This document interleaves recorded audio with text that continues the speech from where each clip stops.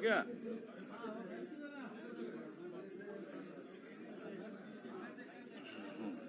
ये घोषणाओं में, नई घोषणाओं में है पहला कृषि विभाग का। आप जानते हैं कि पहले हम लोग 50,000 तक का ऋण माफ किए थे। एनपीए का उसमें हो नहीं पाया था, क्योंकि बैंक के नियम है कि एनपीए जिसका होता है उसको माफ नहीं करती है बैंक, उसका अपना नियम है। तो इस बार हम लोग नया किए क्या कि हम लोग जो कांग्रेस पार्टी का जो घोषणा हम लोग पत्र निकाले थे उसमें 2 लाख तक का लिखे हुए थे।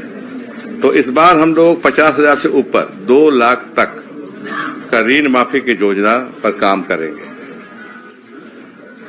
ग्रामीण विकास में दूसरा घोषणा है, ग्रामीण विकास में अबू आवास का। आप सभी जानते हैं, बहुत ज्यादा बोलना नहीं है। पहले 3 वर्षों में 8 लाख का लक्ष्य था, 2 लाख रुपए प्रति घर हम लोग दे रहे थे, लेकिन वर्तमान मंत्री ने इसको कहा कि 5 साल में हम पूरा करेंगे और मकान बनाने का लक्ष्य हो जाएगा 20 लाख। तो अबुआ आवास 20 लाख मकान बनेंगे। अबुआ आवास के योजना के अंतर्गत खर्च वही रहेगा 2 लाख का। जल संसाधन में हम नया स्कीम ला रहे हैं, वो है मेगा लिफ्ट सिंचाई योजना का। पहला है पटमदा में लिफ्ट सिंचाई योजना का कार्यान्वयन कराया जाएगा, पटमदा। और दूसरा है पाइपलाइन सिंचाई योजना पलामू अंतर्गत है। एक पीटाड़ है। अच्छा, ये है पहला वाला पटमदा और पीटाड़ दोनों जगह है लिफ्ट इरिगेशन के लिए। और तीसरा है पलामू पाइपलाइन सिंचाई योजना। पंचायती राज विभाग में नई योजना हम लोग ला रहे हैं। निर्वाचित जनप्रतिनिधियों तथा जिला परिषद अध्यक्ष, उपाध्यक्ष, प्रमुख, उप प्रमुख, मुखिया, उप मुखिया, जिला परिषद सदस्य, पंचायत समिति सदस्य एवं ग्राम पंचायत सदस्यों का मानदेय 12 वर्षों के बाद इस सरकार में बढ़ाया जा रहा है। ये हमारे लिए अत्यंत ही हर्ष का विषय है। सामाजिक सुरक्षा में मुख्यमंत्री सर्वजन पेंशन योजना, आपको पहले से जानते हैं। नया चीज यही हुआ है, आप जानते हैं उसमें भी पहले जो सर्वजन योजना के तहत उम्र सीमा 60 और 60 से ऊपर वाले की थी, उसमें एक्सेप्शन करते हुए हम लोगों ने एसटी, एससी और महिला वर्ग के लिए उम्र सीमा 50 साल रखें। इससे टारगेट हमारा लगभग दोगुना होने जा रहा है। 20 से 21 लाख सर्वजन पेंशन मिलता था, वो बढ़ करके 39-40 लाख हो जाएगा। इतने लोग लाभान्वित इससे होंगे। महिला एवं बाल विकास में 2025 में 2500 आंगनबाड़ी केंद्र भवन का निर्माण कराएगी सरकार। जहां पहले से भवन नहीं था, चलाए जाते थे आंगनबाड़ी केंद्र, वहां पर मकान बनेगा 24-25 के वित्तीय वर्ष में। स्कूली शिक्षा, राज्य सरकार द्वारा 325 प्रखंड स्तरीय लीडर स्कूल का संचालन आगामी शैक्षणिक सत्र 24-25 से आरंभ करने का लक्ष्य है। राज्य सरकार द्वारा सभी 325 प्रखंड स्तरीय विद्यालयों का संचालन शैक्षणिक सत्र 24-25 में प्रारंभ करने की योजना प्रकार किया जा रहा है। साथ ही 4036 पंचायत स्तरीय विद्यालयों को अगले 2 वर्षों में आदर्श विद्यालय के रूप में विकसित करने का लक्ष्य है।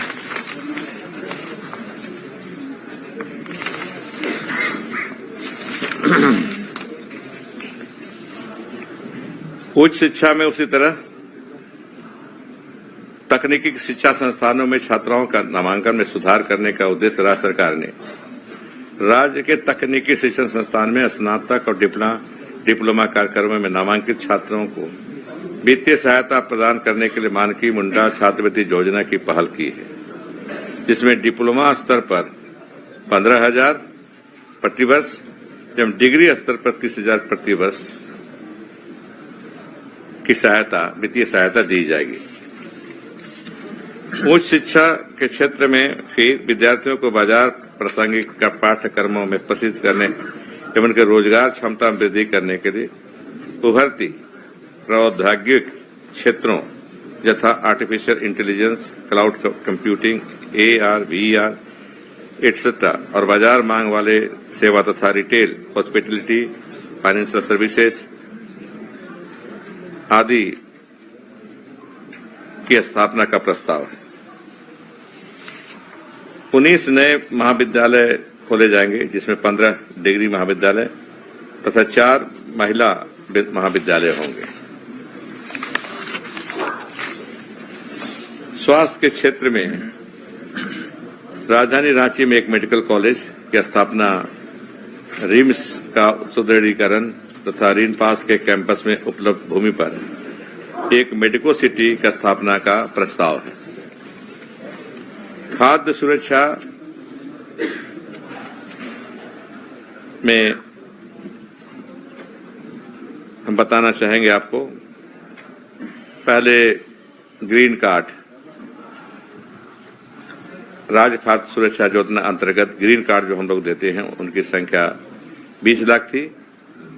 इस वित्तीय वर्ष में 5 लाख बढ़ाकर उसको 25 लाख किया जा रहा है। डीलर कमीशन की राशि 100 रुपये प्रति क्विंटल से बढ़कर अब 150 रुपये प्रति क्विंटल किया जा रहा है। उनकी मांग थी पुरानी, तो वित्तीय स्थिति के अंतर्गत जो स्थिति है सरकार की, हम 100 रुपये से 150 रुपये प्रति क्विंटल उनको देने जा रहे हैं।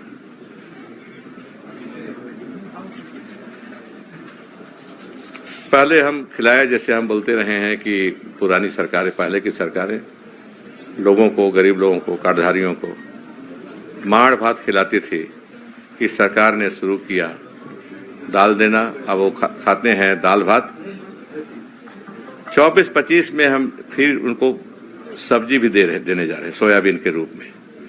तब हमारे कार्डधारी गरीब लोग दाल खाएंगे, भात खाएंगे और सब्जी भी खाएंगे। ये हम आपका शुरू करने जा रहे हैं, सब्जी का भी, दाल भात सब्जी।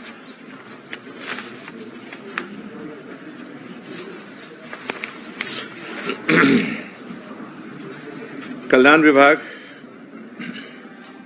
में आप जानते हैं कि आदिवासी मूलवासी जो झारखंड के गांव में रहते हैं या देश के दूसरे राज्यों में भी रहते हैं, उनको अपने सांस्कृतिक केंद्र से बड़ी लगाव होता है। और सांस्कृतिक केंद्र हमारे लिए अखड़ा है। आप जाते होंगे गांव देहात में, देखते होंगे अखड़ा बीच में बना रहता है, जहां हफ्ता 1.5 हफ्ता में लोग जुटते हैं, किसी तरह के फैसले लेते हैं जो भी गांव का हो, और फिर नृत्य का भी प्रोग्राम होता है। तो हमारा सांस्कृतिक केंद्र है। अखड़ा का निर्माण गांव-गांव में कराया जाएगा। साथ ही वाद्य यंत्र, आदिवासी मूलवासी के जो भी वाद्य यंत्र होते हैं, जैसे मांदर हो गया, ढोल हो गया, नगाड़ा हो गया आदि का वितरण, आपूर्ति सरकार करेगी, ताकि संस्कृति हमारी बची रहे, आगे विकास भी उसका हो। पथ निर्माण में कोर रोड नेटवर्क कनेक्टिविटी विकसित करने के निर्धारित लक्ष्य के तहत नए पथों को शामिल करने का प्रस्ताव है, जिनका उन्नयन न्यूनतम इंटरमीडिएट लेन कॉन्फ़िगरेशन के रूप में किया जाएगा। इसके अंतर्गत ग्रीनफील्ड प्रोजेक्ट्स एवं इम्पोर्टेंट कॉरिडोर का निर्माण तथा रांची शहर के लिए इनर रिंग रोड एवं अन्य आर्टेरियल फीडर पथों का निर्माण का लक्ष्य है। उसी तरह प्रधानमंत्री ग्राम सड़क योजना के अंतर्गत वित्तीय वर्ष 24-25 में 2500 किलोमीटर पथ एवं 200 पुलों का निर्माण का लक्ष्य है ग्राम कार्य विभाग द्वारा। ऊर्जा विभाग द्वारा अभी तक हम लोग 100 यूनिट माफी किए हुए थे, लेकिन वर्तमान मुख्यमंत्री ने घोषणा की कि 100 नहीं, इसको बढ़ाकर 125 यूनिट किया जाए। तो प्रस्तावित है इस 24-25 के वित्तीय वर्ष में कि हम 125 यूनिट माफ करेंगे गरीबों का, अगर जो बिजली जलाएंगे। ऊर्जा के क्षेत्र में और पतरातू में 4000 मेगावाट के सुपर थर्मल पावर प्लांट स्थापित करने की प्रक्रिया चल रही है। कोडरमा, चांडेल, बलियारपुर, गोमिया तथा देवीपुर में ग्रिड सब स्टेशन के निर्माण का कार्य कराया जा रहा है, जबकि सिमरिया, बड़कागांव, गोला, दुगदा, महुदा, निरसा, गांवा, पुटकी, रामगढ़, विष्णुगढ़, पेटरवार एवं हंटरगंज में ग्रिड सब स्टेशन तथा संबंधित संचरण लाइन का निर्माण कराया जाएगा।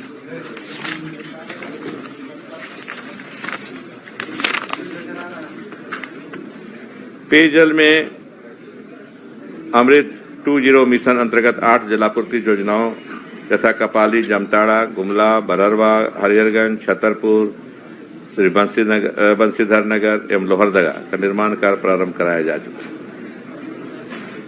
खेल कूद में मुख्यतः sports action towards harnessing aspiration of youth तथा मुख्यमंत्री आमंत्रण फुटबॉल क्लब प्रतियोगिता का आयोजन किया गया है।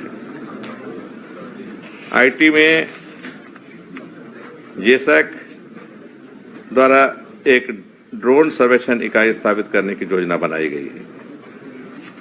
योजना एवं विकास विभाग द्वारा आपने देखा होगा, अभी नहीं होगा तो आपको कॉपी दी जाएगी। बाल बजट तैयार किया गया है। नारी बजट, महिला बजट देख चुके हैं हम लोग, अब बाल बजट भी इस बार से योजना विभाग द्वारा शुरू किया जा रहा है।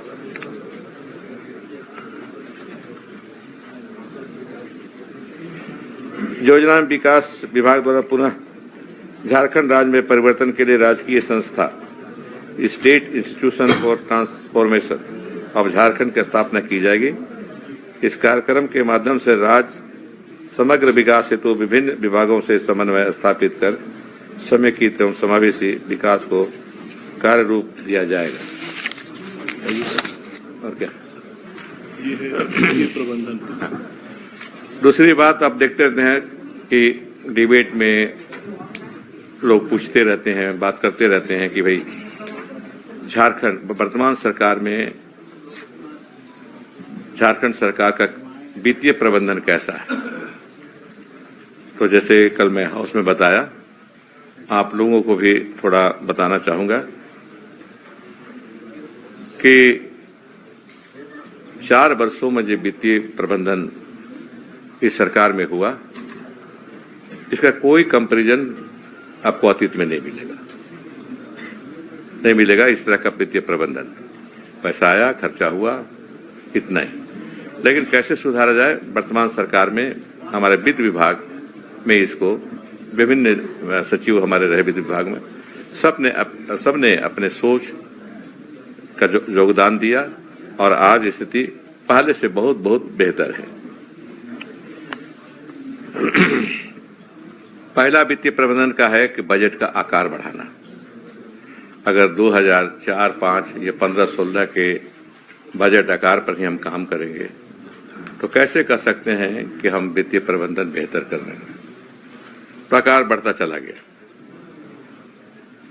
19-20 में उदाहरण में 27 वर्ष 19-20 में राज्य का बजट आकार 85,429 करोड़ रुपए था, जो 51% की वृद्धि के साथ 24-25 में 1,28,900 करोड़ रुपए का हो गया। देख लीजिए 19-20 में कितना था, 85,000 से कुछ अधिक, एक 51% की वृद्धि हुई है 24-25 के बजट में, और कुल बजट हमारा होगा 1,28,900 करोड़ रुपए का। विगत वित्तीय वर्ष में यह 1,16,000 से अधिक करोड़ का बजट रहा। दूसरा है सरकार द्वारा स्व आय के स्रोतों को बेहतर प्रबंधन कर वित्तीय वर्ष 19-20 में राज्य के अपने स्रोतों को कुल आय 33,524 करोड़ 20 लाख रुपए में 70% की वृद्धि करते हुए वित्तीय वर्ष 24-25 में 53,500 करोड़ 43 लाख रुपए का राजस्व प्राप्त करने का लक्ष्य रखा गया।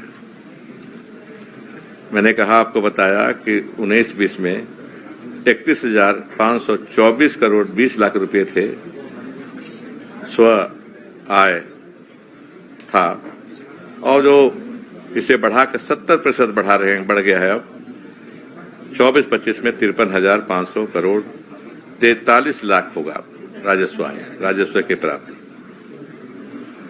ये हमारा कुशल वित्तीय प्रबंधन का उदाहरण है। राज्य के सर्वांगीण विकास के लिए आवश्यक व्यय सुनिश्चित कराएं।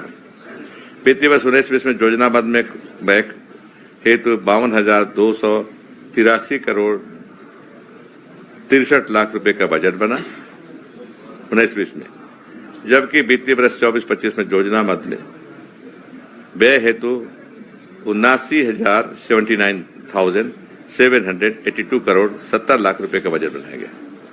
काफी बढ़ा। हम रियलिस्टिक बजट बनाने में सफलता पाए हैं। राज्य सरकार ने विकास में को प्राथमिकता देते हुए स्थापना व्यय की तुलना में योजना व्यय में अपेक्षित बढ़ोतरी की। देखिए, आप साधारण सी चीज है कि जो आपकी आय होगी उसे स्थापना व्यय में ही खर्च कर दीजिएगा तो बचेगा क्या पैसा विकास के कार्यों में लगाने के लिए। तो स्थापना को हम धीरे धीरे कम करते चले जा रहे हैं। और महालेखाकार कार्यालय से ये आंकड़ा पढ़ेंगे, वो है कि वास्तविक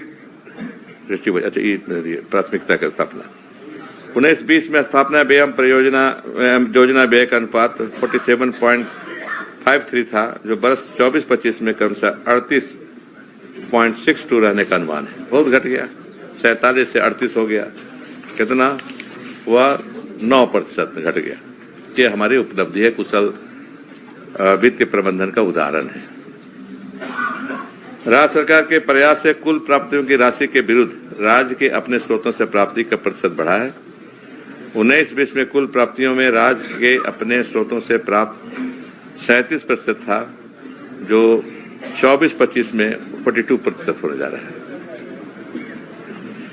राजकोषीय घाटा, जितना राजस्व आता है खर्च करते हैं, बहुत अंतर उसमें नहीं होना चाहिए, घाटा नहीं होना चाहिए।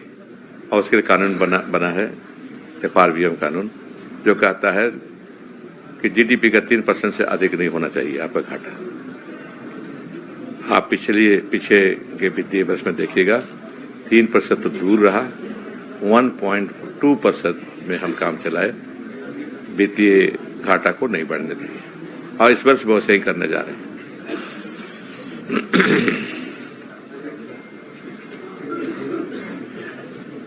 विकास का काम तब आगे बढ़ेगा जब पूंजीगत व्यय में हम वृद्धि करेंगे, इंफ्रास्ट्रक्चर क्रिएट करेंगे, तभी सड़क हुआ, सिंचाई का हुआ, ये सब जितने विभिन्न सेक्टर में जो इंफ्रास्ट्रक्चर क्रिएशन का काम है, जब आगे बढ़ाएंगे तो उसमें वित्तीय उसको पूंजीगत व्यय आगे बढ़ाना पड़ेगा। और हमारा पूंजीगत व्यय आगे बढ़ा। हम बताना चाहेंगे 19-20 में पूंजीगत व्यय की राशि 14,276 करोड़ रुपए थी, जिसमें वित्तीय वर्ष 24-25 में 160% वृद्धि करके के साथ साथ 37,068 करोड़ रुपए का अनुमान है। कितना बढ़ा दिए? 14,000 से 37,000 करोड़।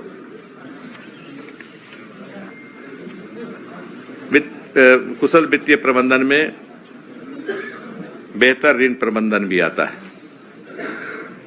आप जानते हैं कि व्यक्ति के लिए भरे कर्ज लेना बुरा हो, लेकिन राज्य के लिए कर्ज लेना आवश्यक होता है और अच्छी चीज मानी जाती है।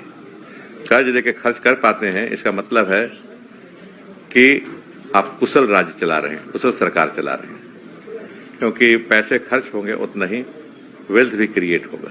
जितने पैसे खर्च करेंगे हम लोग पूंजीगत व्यय में वृद्धि करेंगे, उसमें वेल्थ क्रिएशन भी ज्यादा होगा। तो बेहतर ऋण प्रबंधन के लिए हम लोगों ने सिंकिंग फंड शुरू किया। आते आते पहले नहीं था राज्य में, सिंकिंग फंड शुरू किया हम लोग। सिंकिंग फंड में अभी उसका होता क्या है, सिंकिंग फंड से अगर कर्ज लेना हो तो हमको चुकाने में आसानी होती है, एक साख बनती है। आरबीआई के पास रहता है सिंकिंग फंड, आपके पास अगर मकान हो, दुकान हो, तो बैंक आपको आसानी से कर्ज देगा। कुछ भी नहीं हो तो क्यों देगा? तो ये जो सिंकिंग फंड आवश्यक है किसी राज्य के लिए, लेकिन इस राज्य में शुरू नहीं था। तो इस सरकार में हम लोगों ने, वित्त विभाग ने शुरू किया सिंकिंग फंड, और इसमें आज के दिन में 1600 करोड़ रुपए आरबीआई के साथ हमारा है।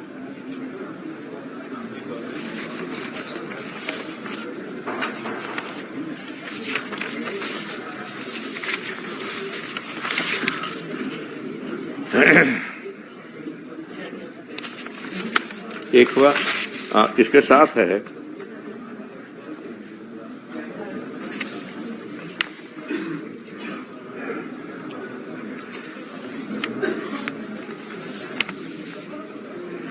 राज्य सरकार ने बच्चों को समुचित विकास के लिए बाल बजट बनाया, तो आप बता ही चुके हैं आपको।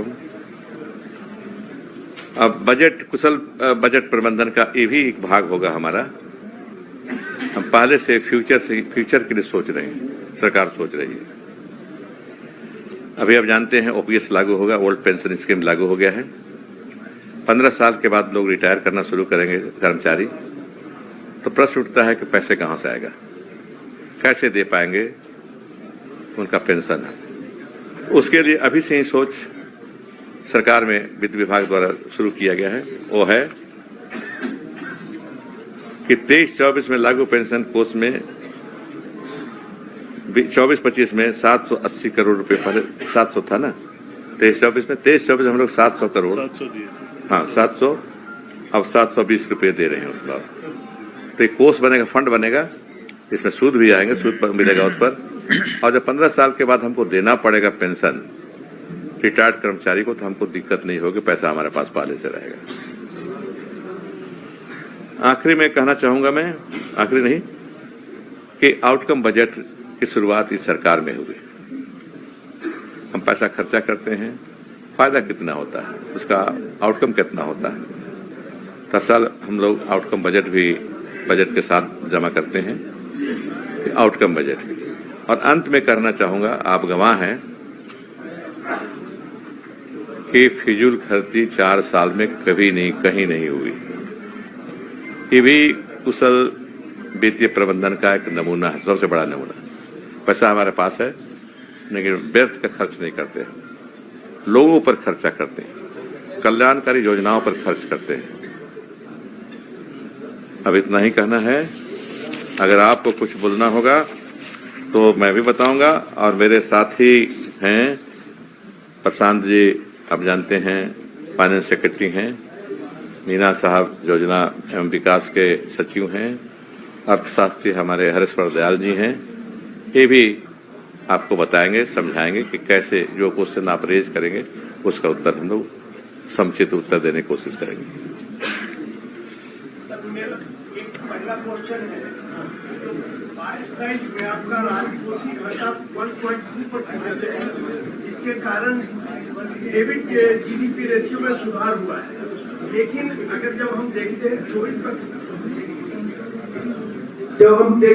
24-25 में राजकोषीय घाटा 9,500 करोड़ हो गया, जो 2.2%, तो ये वृद्धि क्यों हुई? क्योंकि आपने बहुत अच्छा प्रबंधन किया और 23-24 में उसको घटा दिया, लेकिन फिर 24-25 में बढ़ने का क्या कारण आप मानते हैं? ऐसा है, जब हम खर्च बढ़ा रहे हैं, साइज बजट बढ़ा रहे हैं, तो अपना सोर्स जो है इसके अलावा बाहर से भी लेना पड़ेगा। ये प्रस्तावित है, आवश्यक नहीं कि 2.2 हो ही जाएगा। हो सकता है वित्तीय प्रबंधन करके हम और उसको नीचे लाएंगे, उसको नीचे लाएंगे, लेकिन कतई 3% नहीं पहुंचने देंगे, ये बताना चाहेंगे। Size of the budget, size the economy, हमारे इकोनॉमी की साइज भी तो बढ़ रही है, तो हमको रेवेन्यू चाहिए। तो ये सीधा सा है इसमें कि हमारी शक्ति आज इतना दिन हो गई है, शक्ति हो गई है कि हम अधिक कर्जा करके पूंजीगत व्यय करेंगे और फिर उसका चुका भी देंगे हम। ये मुखिया और पंचायत प्रतिनिधियों का जो मानदेय बढ़ाने की बात आपसे की है, कितनी वृद्धि होगी? बता दीजिए, कोई है? हाँ, फिर बताइए। है मुख्य और आंकड़ा एक अलग से नहीं है सर।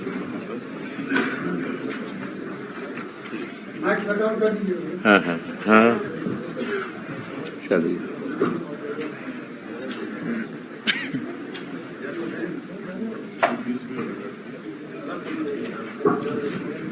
है वो आंकड़ा अलग से नहीं सर, पूरे विभाग का हमारे पास। अच्छा, देखिए, हम जो याद है, जो फाइल पास हमारे पास आता है उससे पढ़े हैं, उसको याद है। उसके अनुसार मुखिया को 2000 था, उसको 2500 कर दिए। वार्ड मेंबर को 200 मिलता था, उसको 500 कर दिए। उसी तरह प्रमुख को मिलता था 2500 3000 लगभग, उसको 5000 कर दिए। जिला परिषद को भी बढ़ा दिए और काफी बढ़ाए हैं उसको, ये बताना चाहेंगे आपको। 2500 हो गया है, 2000 था सर। 1000 से शुरू हुआ, 1000, 2000, फिर 2500। मंत्री जी। हाँ बोलिए। मंत्री जी, आप जब कांग्रेस के प्रदेश अध्यक्ष थे, हाँ हाँ तो उस समय वादा भी आपने किया था रोजगार देने का। हाँ। और जो यहाँ पे उद्योग विभाग के लिए आपने 435 करोड़ रुपए का प्रावधान किया है, और इसमें केवल कितने लोगों को रोजगार मिल पाएगा और जो इंडस्ट्रीज है वो किस तरह से स्थापित हो पाएगी, इसमें क्या प्रावधान किया है? देखिए, पहले समझ लीजिए, रोजगार श्रम विभाग द्वारा नहीं दिया जाता है, विभिन्न विभाग, सरकार के विभिन्न विभागों द्वारा, जैसे गृह विभाग द्वारा सिपाहियों की नियुक्ति, सब इंस्पेक्टर की नियुक्ति, सरकार के स्तर पर डीएसपी की नियुक्ति। उसी तरह हर विभाग में अपना अपना होता है, कार्मिक विभाग अपना करता है। तो श्रम विभाग के बजट से मत जाइए, रोजगार अलग चीज है, श्रम विभाग का बजट अलग चीज है। उससे आप नहीं कर सकते कि कम है तो रोजगार बढ़ेगा ही नहीं। हमारा एक क्वेश्चन था जो आपके ही विभाग से है, आज आपूर्ति विभाग से। हाँ। आज आपूर्ति विभाग में हम लोग राशन कार्ड की संख्या तो 20 लाख में करने जा रहे हैं। हाँ।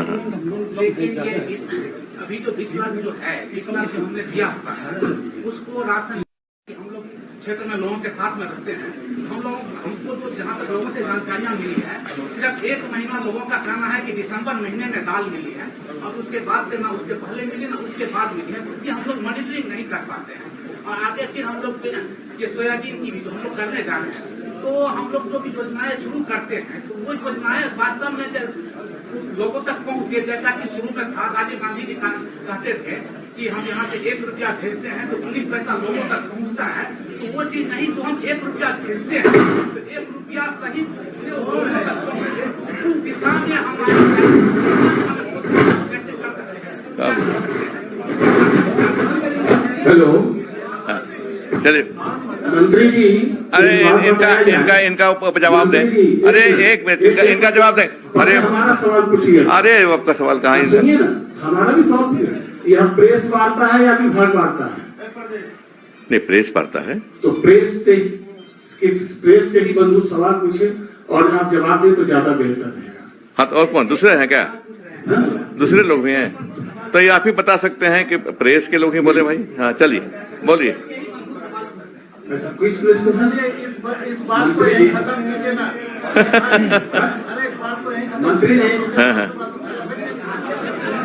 आज मंत्री जी। हाँ, बोलिए। एक सवाल लिया जाए। हाँ हाँ। मंत्री जी, इधर किधर? सर। हाँ, जो 5वीं बार आपने जो है बजट पेश किया, पहले तो आपको बधाई। लेकिन पिछले 4 वर्षों में जो भी प्रस्ताव आया उसमें से कितने फीसदी जमीन पे उतर सके? पहला प्रश्न ये है। दूसरा है सर कि जो आप लोगों ने 10 ट्रिलियन का जो मार्क रखा है कि 29-30 तक 10 ट्रिलियन जो है वो अचीव करने की बात है, तो जाहिर सी बात है विकास दर 14% से ज्यादा होना चाहिए। ये कितनी बड़ी चुनौती होगी? चुनौती तो बड़ी ही है, इसमें दो मत नहीं है, लेकिन चुनौतियों का सामना करना इस सरकार का फितरत है।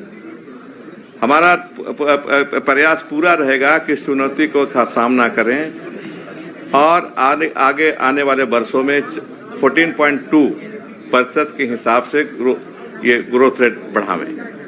ये और 2029-30 में आ जाएगा 10,00,000 करोड़ का इकोनॉमी बन जाएगी।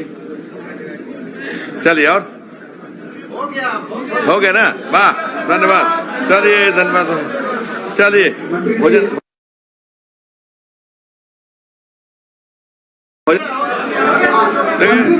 अरे हो गया बोले।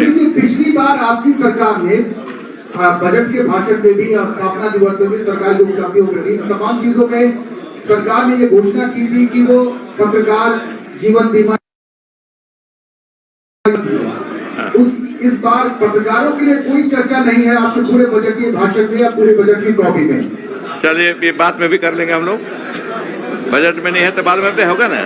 ठीक है, बहुत धन्यवाद। चलिए चलिए।